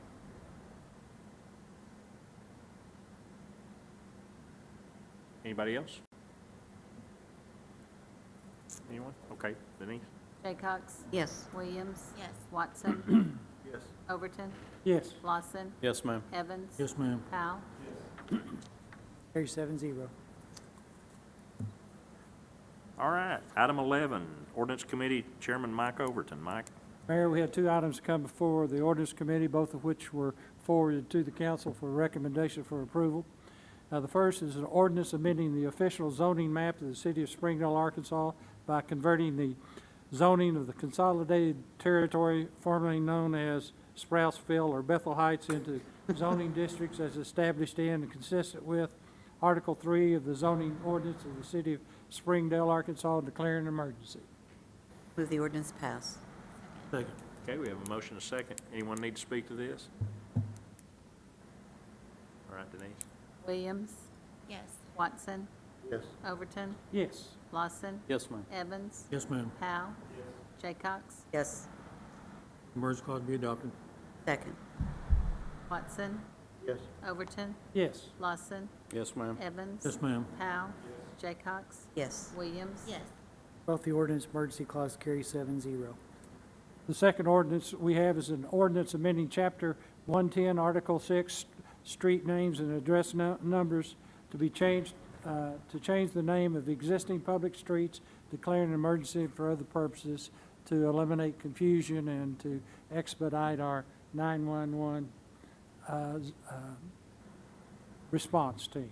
Move the ordinance to pass. Second. Okay, we have a motion, a second to approve the ordinance. Anyone need to speak to this? Okay, Denise? Overton? Yes. Lawson? Yes, ma'am. Evans? Yes, ma'am. Powell? Jaycox? Yes. Williams? Watson? Move the emergency clause pass or be adopted. Second. Lawson? Yes, ma'am. Evans? Yes, ma'am. Powell? Yes. Jaycox? Yes. Williams? Watson? Yes. Overton? Yes. Both the ordinance emergency clause carry 7-0. All right, thank you. Item 12, Street and CIP Committee Chairman Rick Evans. Rick? We had a meeting last week, Street CIP. We have one resolution on the agenda tonight. It was brought from the committee to the council with recommended approval, and I'll turn it over to Street Department. Okay.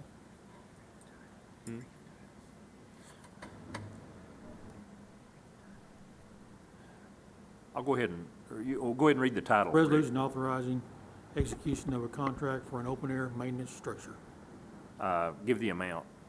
$41,197.20 to Elite Steel Erectors. Thank you.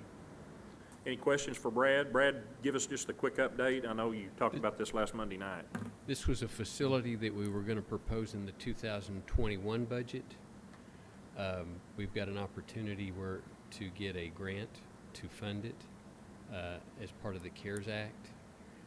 So what we're suggesting is pull that from 2021 into 2020 to make it eligible for that grant. Yeah, we plan to pay for this, reimburse this with CARES Act money. And I think there's a savings on building material if we... Yes, the steel prices hit a low back about May, and it's because of COVID and the economy. It's beginning to come back up probably through the middle of next year, so we're trying to buy the metal building package before the price of steel goes back up. Okay. I'll move the resolution pass. Second. We have a motion and a second. Any other questions, comments? Where about on the, I know we don't have a map, Brad. For those that are familiar with the yard, where about are these going to go? It's immediately south of the traffic signalization building. Okay. Over on the east boundary of Public Works. Yeah, okay. All right. Okay, Denise? Evans? Yes, ma'am. Powell? Jaycox? Yes. Williams? Yes. Watson? Yes. Overton? Yes. Lawson? Yes, ma'am. Carried 7-0. All right, thank you. Health and Sanitation Committee, Amelia Williams, Chairman. Amelia? Thank you. Health and sanitation.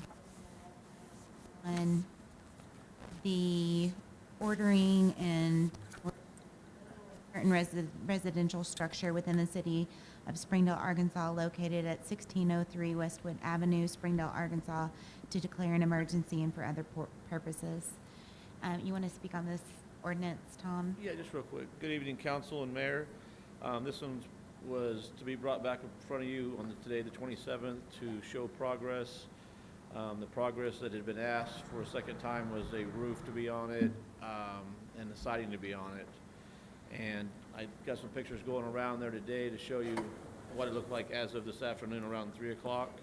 And Mr. Johnson is here and he'll talk to you or field any questions you have. Okay, go ahead, Mr. Johnson. Do you want to? Good evening. Yeah. Could you give us a quick update on the progress you've made in the last 3 weeks, 2 weeks? Well, we're getting, finally getting some progress on the roof. Got it, That's what I'm got asking. front and west side papered at this point. We got shut down because of the weather, so. But, yeah, you know. It's better. We got a guy coming back on Friday, through the weekend, actually, to continue the work. We're gonna try to get the backside deck and papered at least, so we can get ready for shingles, so, which we have on site already anyway, as I think y'all remember from last time. So we got the materials, so we're just waiting on, at this moment, the weather. We got probably, what, 2 more days of misery to deal with on that, so. So, Anyway, yes, sir. once the weather break, you're saying you're ready to go ahead and shingle it, to finish decking and shingling it? Yeah, say again the first part. I said, once the weather breaks, you're ready to finish your decking and shingling? Yeah, we're hoping we get that part done. The back section is what it is. The front is essentially done. Other than the dormers, we're looking at the 3 dormers that go on in the front. We'll have to see how things move on that. It's not a complicated thing to do, but you know. You think you can get it roofed in 2 weeks? As long as the weather cooperates and we have sufficient help. That's been one of the biggest problems, is getting the right kind of help. And the guy that's helping us right now, he's fast. He knows what he's doing. We've been in touch with several contractors. 2 of them basically, well, one said they weren't interested because they didn't have the manpower. The other one, what they wanted to do was take over the whole thing for us. It was around $8,500, I think it was. The problem with that was that by the time that he got around to it, we'd probably be farther ahead, and that would change everything. What we're looking for, and I've talked to a fellow just 2 days ago, and finally got a hold of another contractor, that's actually a friend of ours that he knows. Anyway, he came by and looked at it. He wants to know what the city council has to say before he steps in, but he knows that what we want is, and the bank is agreeable with this too, would prefer to have somebody that, a contractor that acts as basically a supervisory unit in this. I have a brother up in Michigan that's a contractor, builder, that's going to make available to us the funds necessary to finish this project, because we've run out of money with the bank, okay? The bank's very anxious to hear about that, you know, to get that going too, because they'd like to see the property finished. And we're very close. You know, there really isn't that much to do. It's, right now, it's kind of between weather and trying to get the right kind of help, if you will, and the funds to finish it. That's really what's going to hold us up here in the short term. I'm not stopping. I mean, we've got materials. We can keep on moving. The only problem I'm going to run into is paying my help. So, And that's where my brother comes in on this. It's a pretty substantial amount he's going to back us up on. What's your recommendation, Tom? Well, I'll back up. I mean, he has been there working on it. He has expressed to me, I went over there Thursday, about his brother and him are working out a loan, and they're doing paperwork back and forth. I think he's working on it. I really do. My recommendation is, I guess, might as well give him some more time. I mean, the bank's going to ultimately take it from him if he doesn't get it finished. They want it finished. I think Ernest received some notification, and I think he included in your packet that the bank was in communication, and, you know, obviously the ultimate goal is I think everybody wants to see him get it finished. I wish that Mr. Johnson would be maybe, I mean, it's, listening to him back here, it sounded like he said, well, it's not that much. It's not that much probably to get the roof on there at this point and to get the siding on there, but he does have some work to get done. It's gonna take some time, and I don't know if I wanna keep inching you guys along at, you know, at a month's pace or a 2 months pace. I see this as still a lengthy project for him, so, but I mean, he is working on it. I mean, he's been out there. I've driven by more probably in the last 3 weeks than I had previously. I've seen him out there. I've seen him have a couple of guys out there. One day I was driving by, his wife's helping him. I mean, there's no doubt he's working on it. It's just, like I said before, it's a slow process for people who don't know what they're doing, and it's a slow process for one man who knows, I think, what he's doing. It's just him. So I think at this point, if you wanted my recommendation, I can speak freely. I don't like to do that because I get myself in trouble. I mean, obviously, we're looking at weather's going to be a problem. We're looking at the holidays that are coming up. I mean, I guess if we're going to extend it, that we see he's got progress, I mean, let's set something in January. Let's give him a couple of months.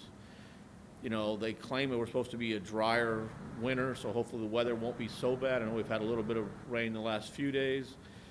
You know, let's not waste everybody's time and get back here every month looking at it. Let's just go till January, get us past the holidays. He's telling you he's going to continue to work on it. Let's let him get a chance to get a big thing and really surprise us in January is what I'm hoping for. Based on the progress you've seen lately, you feel that by January he would have some substantial progress done on the project? I think substantial in the fact that I think that passerbyers would not see It'd be dried in, at least be it working. would be dried in, and I think it would look a lot cleaner in the front. I mean, the interior is going to take somewhat beyond that, but I think the exterior would be... Getting it dried in and cleaning up the site would go a long way. That would be a lot to take away people from complaints and, you know, just the fact that people think he's not doing anything. Because he is working on it. He's got wood on there. He does have the front half papered under to keep it dry. And I know he was trying his best to get it dry for himself and his family for the winter. So. Well, I'd like to move that we extend allow an extension of this ordinance till the first meeting in January and evaluate the progress that's been done at that time. January 12th. January 12th. I'll second it. You have a motion and a second. Could I ask a question? Table it until then, I'm sorry. Maybe more clearly, table it until January then. Yeah, I'm going to ask, I won't be here, but my question has to be, what do you all consider forward progress? Is it the roof and just the outside walls, the drying in? I mean, apparently this has gone on for a very long time. I certainly would like to see this project finished and that your family could live there safely without a problem. But it's the length of time, and if you continue to move forward for the next 2 months and very little is accomplished, but you spent some money and some time, that's a consideration you have to think about as this conversation continues. I agree, and I think we're in a situation right now, if you read the letter from the bank, where they're kind of looking to us and we're kind of looking to them, and if they're willing to give him a little more time with our blessing, then that helps a little bit. I mean, if it comes to the point that the bank says we've had enough, then Mayor, if I could, Mayor? Yeah. And that's what's gonna happen if Mr. Johnson doesn't complete this or get it going. I mean, we've already given him some extensions, and I think when you say substantial, it's gotta be roofed in, it's gotta be sided, it's gotta be looking like a finished product Gotta on the be outside at closed in, least. the Yes, windows on in, January. doors. Because what's gonna happen is the banks, if he doesn't get this done, I mean, they're like the mayor's saying, they're probably gonna foreclose on him. If that happens, just like I have in the past, if someone comes in and buys a piece of property or takes it over, we always kind of extend that they're gonna get 30 days themselves to get working on it, because the bank's gonna be they're gonna not wanna lose money by me tearing it down. So that's why I'm thinking at the holidays, for the simple fact that it's not gonna be a lot of progress done over the holidays. Let's just go till January. I mean, this is kind of like the last line. I mean, if he doesn't, then we'll deal with the bank, Again, I don't disagree with any of what Tom said. It's just that when we keep discussing what we define as forward progress, that's where I think the bump in the road comes.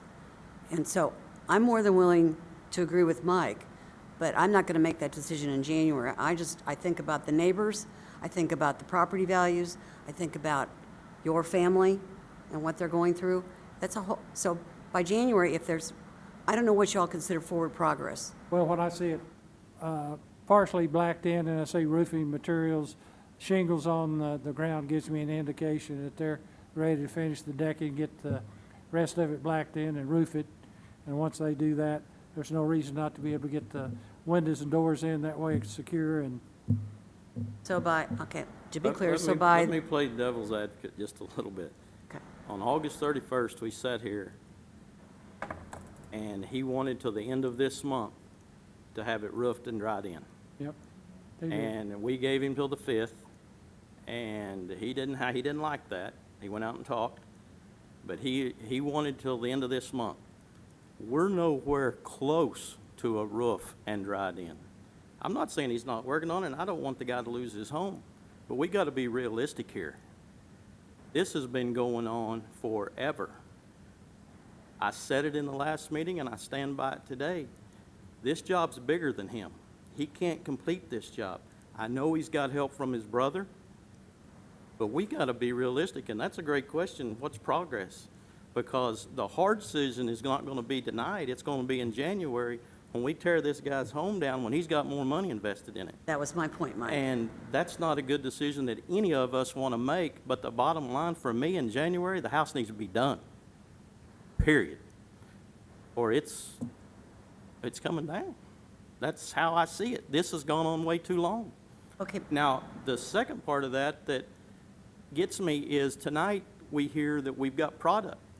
We were told we had product in August. We were told we had product the last meeting. Now we hear about weather. The weather just rolled in. It's been nice. This is excuse after excuse after excuse, and at some point, we got to draw the line, and it's not fun. But it's going to be tough come January.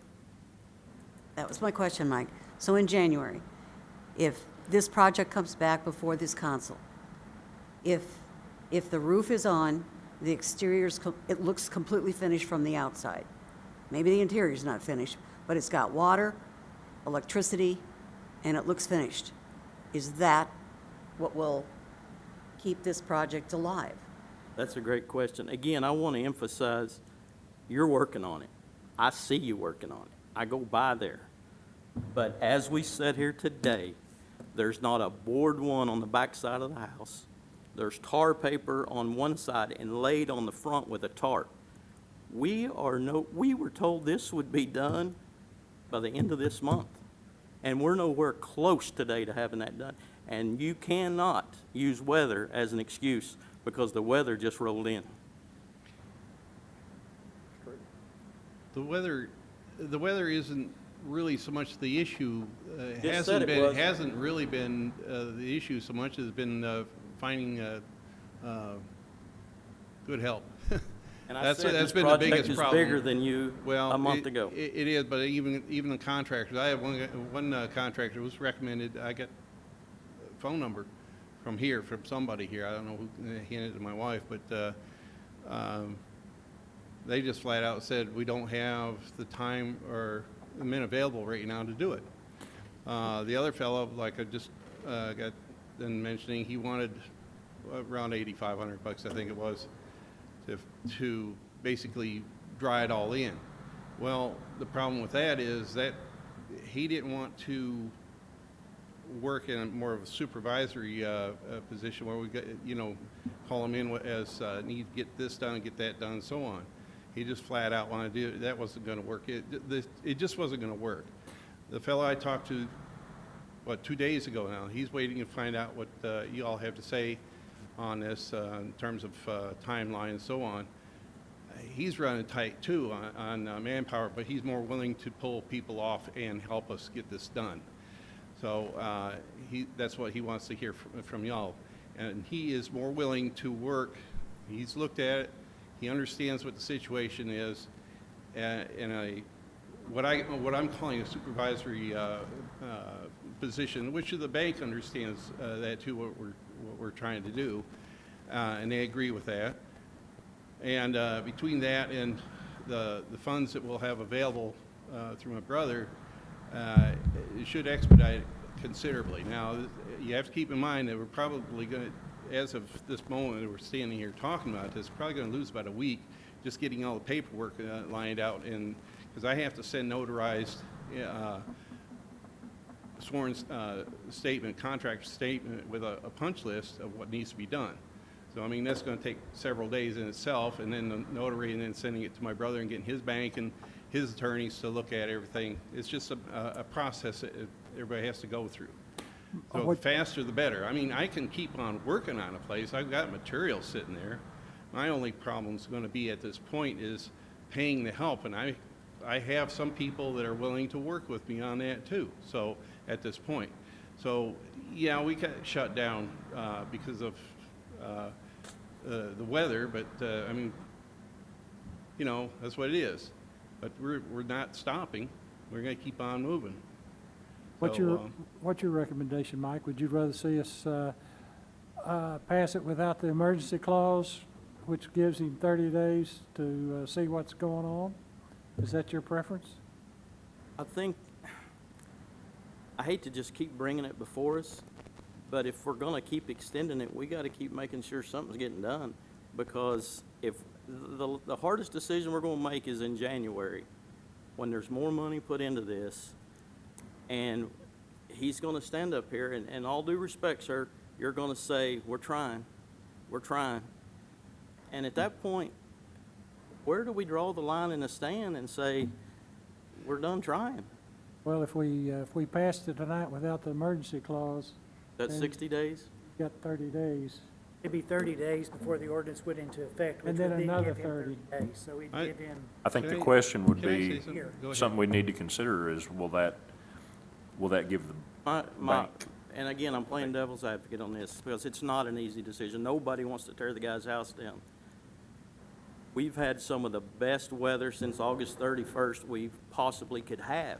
Oh, I up until know. yesterday. Absolutely. Now, we're getting ready to go into 8 weeks of probably what we got. Yeah. There is no way in the world, based on what I've seen in the last 45 days, this house isn't going to be anywhere close to done. Okay. Whatever. I'm just telling you Hey, what based hey, on what I've seen. This weekend, I have the guy available Friday, Saturday, and Sunday to us. And this is what we have planned, what we intend to do. We get the back section decked. Remaining rafters, it was we had an issue with getting a beam for the porch.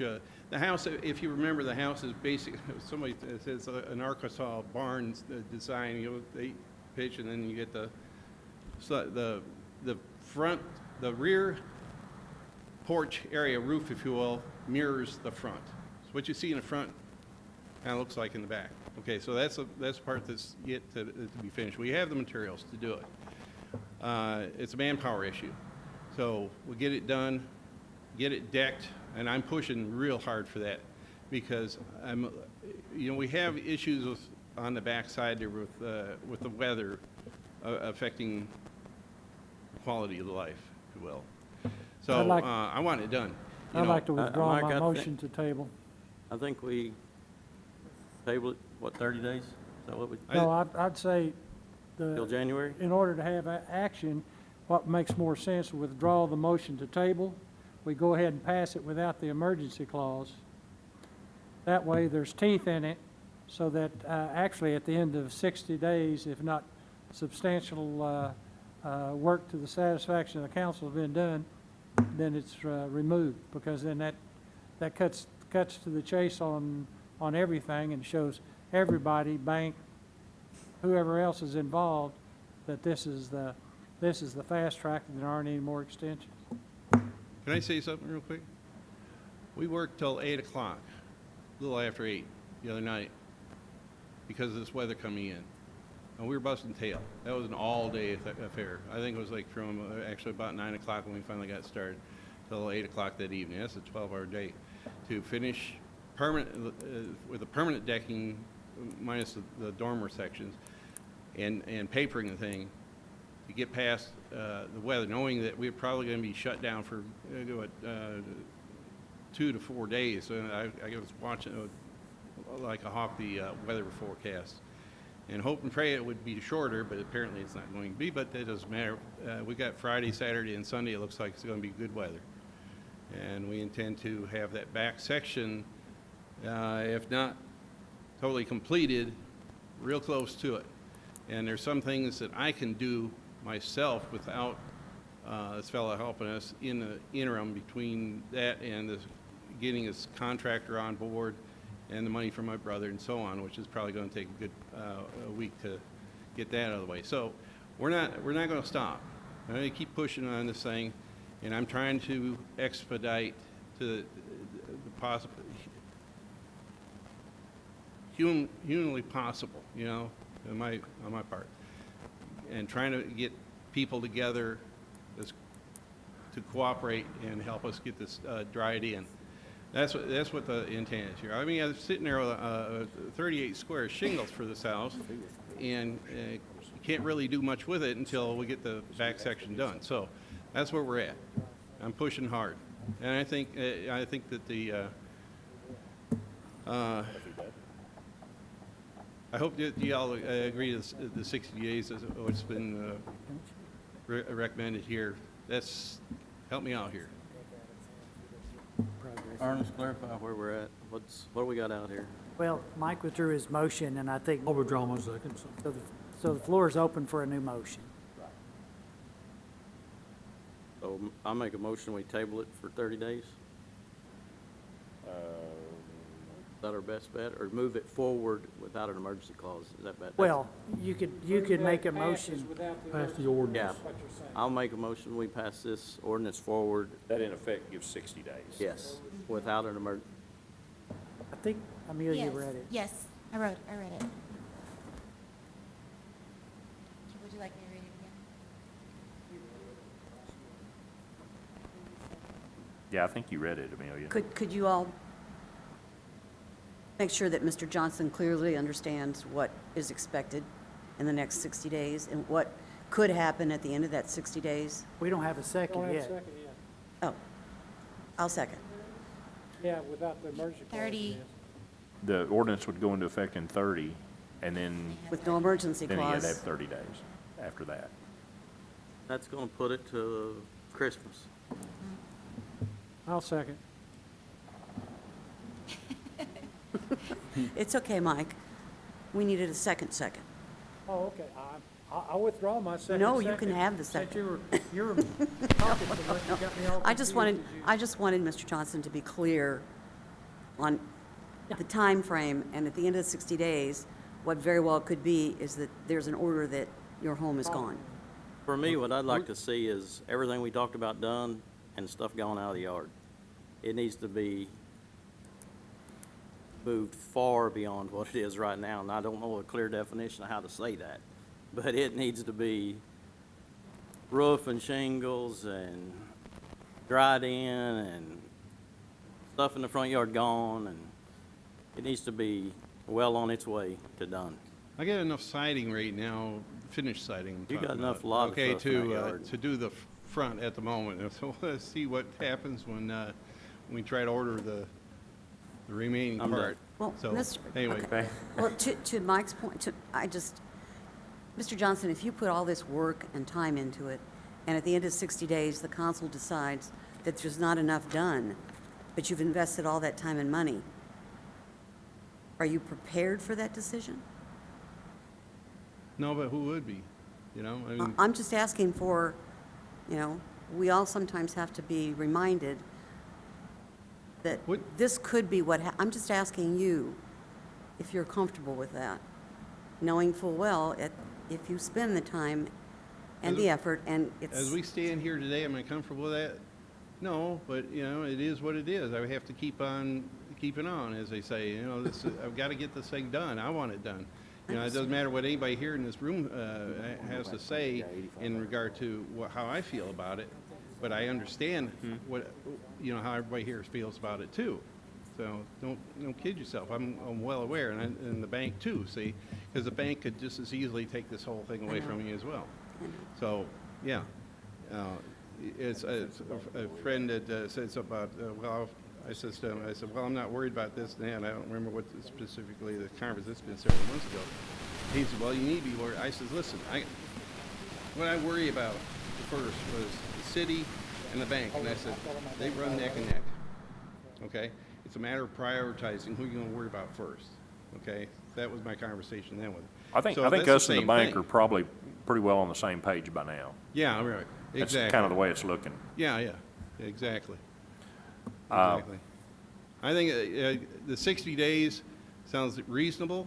I think in spite of the weather and the fact of the holidays here, the holidays are not going to have very much an effect on me in terms of, you know, They may not have much effect on you, find the but help they- I need, as long as I find the help I need, and I got the people behind me, that, you know, we get this contractor on board with the bank and my brother and all that. The holidays are not really, or shouldn't be an issue. Weather could be a minor issue, but at this point, we're so close to. Okay, having we've got a done- motion and a second. So basically, if this passes, then the ordinance has passed. The council indicated they would not pass an emergency clause, so that the ordinance would take effect in 30 days, and then you'd have another 30 days before action was actually It would taken. not come back to the council. But action would be taken at that point. It would give the city the authority at the end of that period to go in and raise the structure at the judgment of the building inspector. And Tom's always good to come back if there's issues. But it wouldn't be back on an agenda again, So 60 days. we're almost to the first meeting in January, because we don't have a second meeting usually in December. Anyway, so I'm not sure this is much different than the first motion we had, except that would extend it another 30 or 60 But days. this is, Yeah. Do we have to come back here in 30 days, or just it? no more after this. No. Yeah, I think with this, if this motion passes, I think that's pretty well it. You're gonna have the 60 days, and then, of course, the council can always go back and revisit, but it doesn't sound like, I sure wouldn't be counting on that. Basically, what you're all saying, and Get your outsides done in 60 days. yeah, well, you want a roof on the house, and I can guarantee all the green board on, and quite possibly most of the finished siding. I don't know if you're aware of what the finished siding is. It's wood siding. It's what they refer to as a 105. It's a standard design that you see on a lot of aluminum and vinyl houses, like even the ones next door to me. But anyway, that's the finished siding. So again, that's an issue of whether we can get the remaining part of it. Last I heard, yes, we can get it now. For a while there, we couldn't. So I should have enough to do the front. So that's I can pretty much say, yeah, that'll be done there. So Okay. that's what you want. We have a motion and a second. If there's no Okay, other is this- comment or question, I'll call for the vote. I have one. I think Okay. I just heard that, Mr. Johnson, you said you could do the front, but not the sides and the back. Is that good enough? The finished siding. When I say green board, I don't know if y'all are. I'm aware. Okay, okay. The zip system, basically. Yeah, that'd be all the way around. I mean, I got But very I'm talking little- about the finished, Huh? the finished, The all the way around the finish, house. the finished Finish. siding? Uh-huh. I'm shooting for being done. That's what I'm asking, Mike. Shooting Yeah. for it. That's what I'm asking. Don't have that finished siding yet, so it sounds like you better, Well, again, that's a money issue. I have to get the funds for it, but, you know, between now and whenever, you know, I should be able to get a hold of it, provided this material's still available. It was last time I checked into it, so, yeah, you know, the front and the sides will be done. And the back? Hmm? And the back? Yeah, provided I get that finished siding. It's, That's right. we're voting on it I being know what done. I'm thinking, and I'm just making sure that Yeah. that's, At least all the exterior's done, it's dried in, you got the windows on, you got the doors on, it's secured. If the inside's not done, can't have all the water and electric, but you can, it can be, for all intents and purposes, exterior is done. If it isn't, that's what. that's the end of the ballgame. Do you want the porches done? yes, ma'am, you may. Done. Huh? That's what I'm just trying to be clear. Yeah. All right, Ready? Call Oops. are they Okay. leaving? the roll. Oh, no. I want to ask him something. Clerk will call the roll.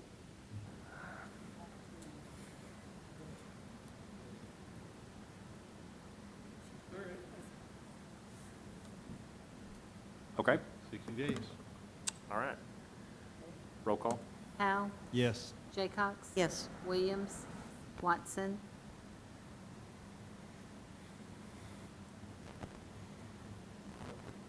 Yeah, it is. Overton? Yes. Lawson? Yes, ma'am. Evans? Yes, ma'am. Carry 6-1. All right.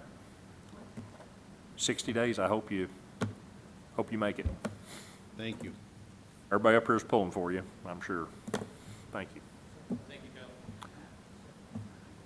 All right, we've got, Before we oh, I'm sorry. Go Before we ahead, leave Ernest. health and sanitation, I have to follow my sword.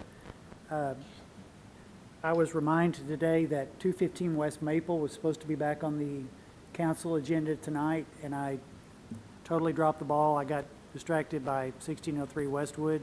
So I would request permission to put it on the next agenda. The property owner's attorney contacted me today. To his credit, he's the one that made me aware it wasn't on the agenda. So I didn't want to make him sit through this whole meeting, and advised him I would request it be put on the November 10th council agenda. And I did go out there they asked me to come out yesterday afternoon. By the time I got there, due to the rain, they were gone by 3, but I went out there today. People are on site working on it, so. Okay, all right.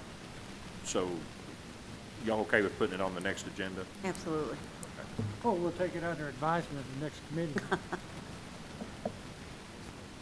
All right, okay, Amelia, you got another one. Oh, that's Ernest, okay, Yeah. sorry. I Thank you, Amelia. have the last three. I did that last time. We need a way to put a break in there, yeah. There's 3 resolutions, and the first resolution is a resolution setting a hearing date on a petition to vacate a portion of East Price Avenue between Spring Street and Mill Street. As you can see outside the door, that's where the parking lot's going to go, so we have to set a public hearing to actually pass an ordinance to vacate the portion of this street. We had previously vacated the other part of East Price Street going east from Spring Street, and this would set the public hearing for November 24th. Move resolution be adopted. Second. We have a motion and a second. Any further questions or comments? Roll call. Jaycox? Yes. Williams? Watson? Yes. Overton? Yes. Lawson? Yes, ma'am. Evans? Yes, ma'am. Powell?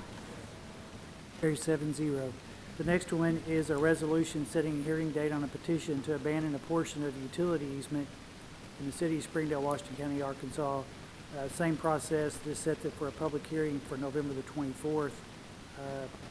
This property is owned by Mr. Bruns, and it would vacate a portion of the utility easement.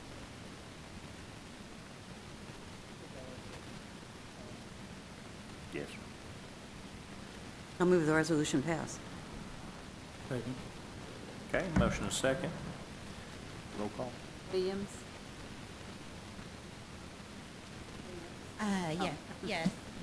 Watson, Yes. Overton, Well, that's assuming he didn't build a structure over this utility easement. Looks like you built a pool in If it. he did, then, he's in trouble. Yes. Well, you can bring it For up the at the hearing. Watson, Yes, ma'am. Evans. Yes, ma'am. Powell, Jaycox. Yes. Carry 7-0. The last one is a similar petition, a resolution setting a hearing date on a petition to abandon a portion of a utility easement in the city of Springdale, Washington County, Arkansas. Move the resolution pass. Okay, roll call. Watson, Yes. Overton, Yes. Lawson, Yes, ma'am. Evans. Yes, ma'am. Powell, Jaycox. Yes. Williams. Yes. All right, any comments from city council? Mayor, I had a really hard time hearing tonight. I did don't- too. So I don't know if there's anything we can do to address the We'll see if there's speaker. anything else we can do to pump that up. Everybody, I didn't do a very good job tonight of reminding everybody to get their mouth right on that microphone, but, and maybe to pull down a mask if they're comfortable doing it. Well, But- as much as he talked, maybe it's a good thing we couldn't hear Patsy. Oh, no. Mayor, I just got one more. Shout out to Chad and Parks and Rec. I know we toured that, this group did, and that facility is unbelievable, and Chad and his staff did a phenomenal job over there, and it's not an eyesore anymore. It looks like something to be proud of, and the people watching at home need to go by and check out the Parks and Rec. It's a great thing for the kids of Springdale. That's good. Thanks, Mike. They sure did. Okay, city attorney? No, sir. Nothing here. We'll move. We're adjourned. Thank you.